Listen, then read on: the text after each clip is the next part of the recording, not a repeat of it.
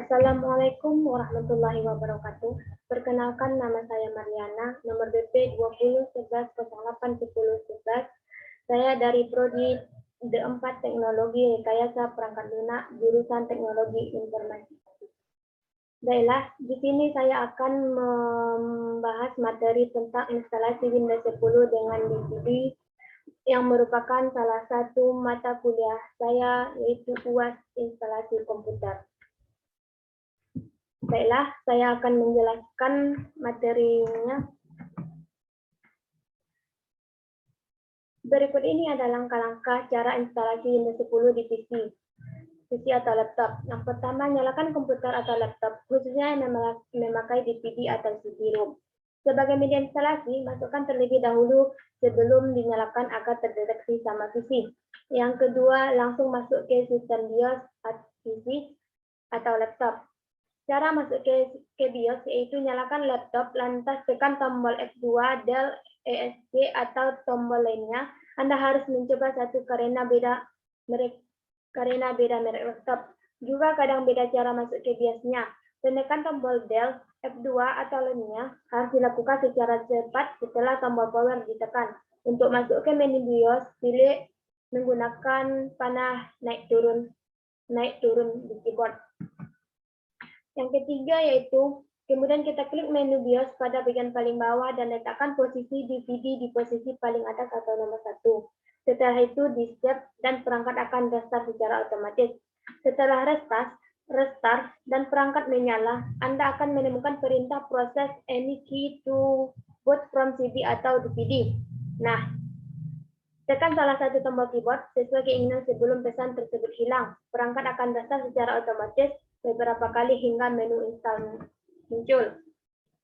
Yang kelima yaitu untuk setting waktu, pilih format Indonesia, lalu klik next. Sedangkan untuk bahasa install dan input method tidak perlu diubah. Klik install now untuk melanjutkannya.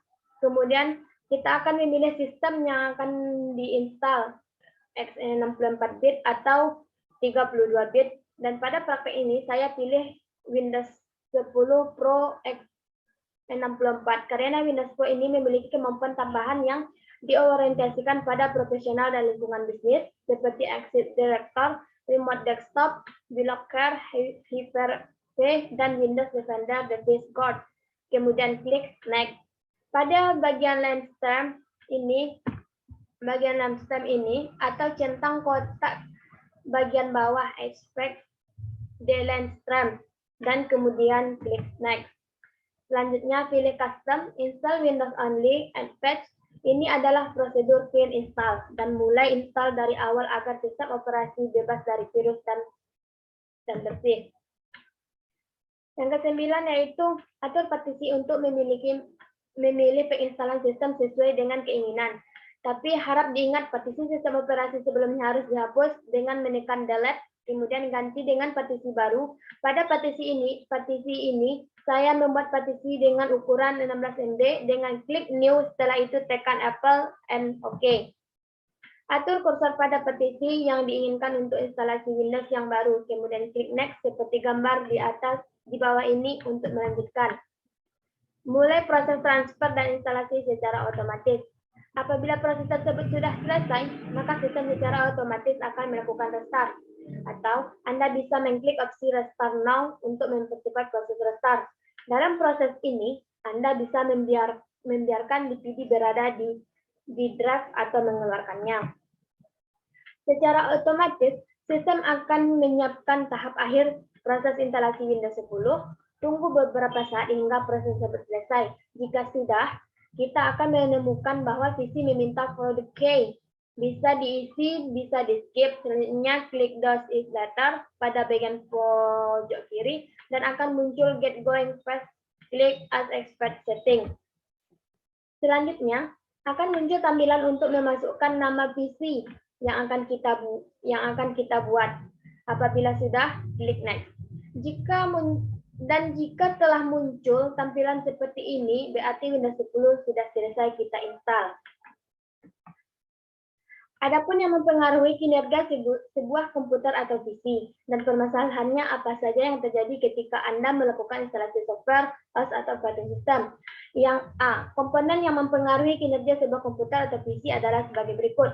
Yang pertama, prosesor atau CPU. Fungsi prosesor sebenarnya biasa diibaratkan seperti otak dari sebuah komputer yang mengatur seluruh pekerjaan komputer. Semua data yang telah dimasukkan ke dalam komputer akan diolah dulu oleh prosesor dan kemudian diterus ke perangkat output untuk menampilkan hasilnya.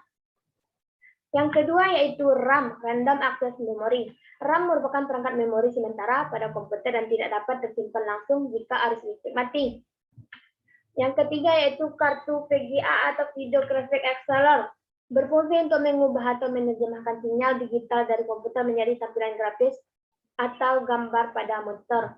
Kartu VGA sering digunakan oleh pengguna game untuk kelancaran dalam bermain game dan kualitas gambarnya yang bagus dan jelas.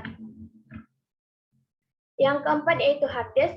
Hard disk merupakan salah satu perangkat keras komputer yang juga digunakan sebagai media penyimpanan data seperti program, dokumen, gambar, ataupun video secara permanen pada hard disk.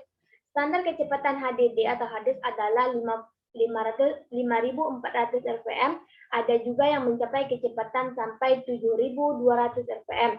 Yang kelima yaitu power supply. Power supply adalah pintu masuk arus listrik ke komputer.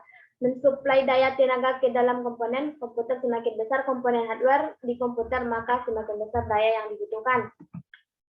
Yang keenam yaitu motherboard. Motherboard merupakan papan induk dari komputer. Tanpa memakai motherboard, kita tidak akan dapat menjelaskan komputer karena motherboard memiliki chip BIOS sebagai penghubung perangkat penting dalam komputer dan mengingatkan fleksibilitas dari komputer itu sendiri. Selain komponen hardware, ada juga yang mempengaruhi kinerja sebuah komputer, yaitu banyaknya aplikasi berjalan di belakang sistem. Banyaknya aplikasi di belakang sistem, semakin banyak komputer kita dengan software, biasanya akan semakin memperlambat kinerja komputer, meskipun mempengaruhi adanya relatif kecil dan adanya yang besar.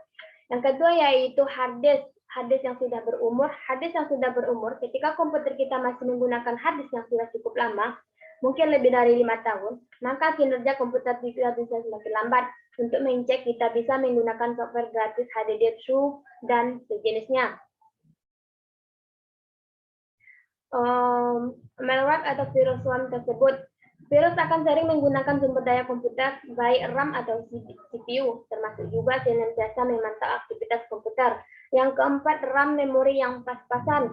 Jika memang RAM kita pas-pasan, Windows XP dengan RAM 520 MB atau kurang, Windows 7 dengan 1 GB RAM, maka solusinya termudah adalah mengurangi aplikasi yang banyak, memakan memori. Solusi terbaik adalah upgrade memori atau RAM. Yang kelima itu kendala hardware komputer yang kotor atau tidak terawat, jarang dibersihkan dari debu. Keadaan hardware komputer kotor juga dapat menyumbang sebagian besar masalah dalam komputer, karena debu yang biasa menempel pada hardware komputer adalah debu bersifat konduktif, dan hal tersebut juga dapat mengakibatkan konsleting pada peralatan komputer. Permasalahan apa sajakah yang terjadi ketika melakukan install software atau operating system? Yang pertama yaitu file dan data yang akan diinstal hilang atau rusak, menyebabkan file tidak bisa install dan otomatis tidak bisa digunakan. Solusinya adalah mendownload kembali file atau data dari aplikasi yang akan diinstal. Kemudian pastikan terlebih dahulu dengan cermat apakah proses download dilakukan dengan benar dan tidak ada file atau data yang rusak. Yang kedua yaitu kemungkinan perangkat tidak didukung. Tidak semua aplikasi dapat diinstal di perangkat yang sama. Mengenali perangkat kita sendiri akan membantu kita dalam memilih aplikasi yang pas.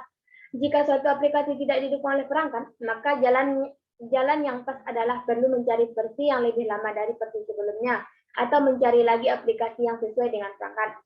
Yang ketiga yaitu tidak tersedianya media penyimpanan yang sesuai. Sebelum proses instalasi dilanjutkan, biasanya aplikasi akan meninjau dulu nih apakah stick memori yang ada cukup atau tidak. Yang keempat yaitu tidak sesuai dengan tahap instalasi yang betul. Proses instalasi akan dipandu dengan berbagai perintah yang sesuai di format sebelumnya. Jadi, apabila sahabat tidak melewati langkah yang sesuai, maka akan terjadi error atau kesalahpahaman pemakaian aplikasi, maka kita harus teliti dalam tahap install di awal. Yang kelima, aplikasi sudah terlalu jadul atau lama. Sekarang ini sudah banyak aplikasi yang upgrade atau diperbaharui. Kemudian versi yang lama ditinggalkan atau sudah tidak dioperasikan lagi. Sebagian aplikasi yang sudah versi lama ini sudah tidak bisa dipakai lagi karena sifatnya yang sudah ketinggalan dan sistemnya yang tidak cocok dengan sistem komputer yang semakin canggih saja. Yang keenam yaitu aplikasi tidak bisa dijalankan. Maka cara yang kemungkinan bisa membantu adalah dengan melakukan restart karena sebagian aplikasi harus menyelesaikan terlebih dahulu. Biasanya akan ada perintah untuk restart perangkat. Namun jika tidak ada perintah dan program tidak bisa dijalankan. Sekian dari saya. Terima kasih. Assalamualaikum warahmatullahi wabarakatuh.